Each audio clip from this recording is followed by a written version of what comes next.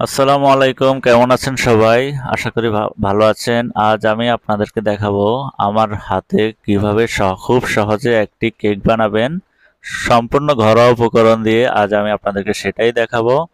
এটি একটি আমার নিজের হাতে বানানো রেসিপি। তো ভিডিওটি অবশ্যই দেখবেন এবং চ্যানেলটিকে অবশ্যই সাবস্ক্রাইব করবেন।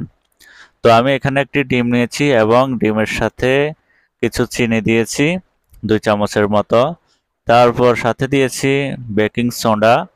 তারপর এর সাথে আমি এটিকে নাড়বো, ভালো করে নাড়তেছি, ভালো করে নেড়ে মিশিয়ে নেবেন। মিশ্রণটি ভালোভাবে মেশানো চাই। তারপর এর মধ্যে দেব কিছুটা লবণ।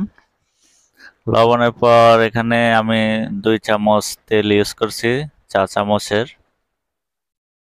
এবং মিশ্রণটিকে অনেক ভালোভাবে নাড়তে হবে অনেকবার। এবং নিয়েছি 1 কাপ পরিমাণ মতো ময়দা। আপনারা প্যাকেট ময়দা ইউজ করতে পারেন বা খোলা ময়দা ইউজ করতে পারেন, সমস্যা নাই, তবে প্যাকেট ময়দা হলে ভালো হবে। ভালোভাবে মিশ্রণটি করে নিতে হবে এবং সাথে ঢেলে দিলাম অল্প পরিমাণে কিছু দুধ। দুধ দিয়ে আবারও নাড়তে হবে।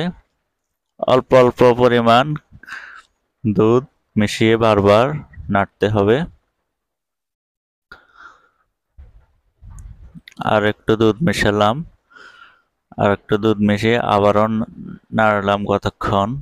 মিশ্রণটিকে অনেক শক্ত হওয়া যাবে না, অনেক নরম হওয়া যাবে না, এভাবে করতে হবে। এই যে আপনারা দেখতেছেন, এইভাবে এই পরিমাণ নরম করতে হবে। তারপর আমি একটি কড়ার মধ্যে হালকা পরিমাণে তেল ঢেলে এর মধ্যে পুরো মিশ্রণটি ঢেলে দিলাম, ঢাকনা দিয়ে দিলাম। সম্পূর্ণ আপনার ঘরোয়া উপকরণে। দেখুন কিরকম হয়েছে, একটু চেক করে নিলাম, দেখি। অনেকটা ফুলে উঠেছে কেকটি।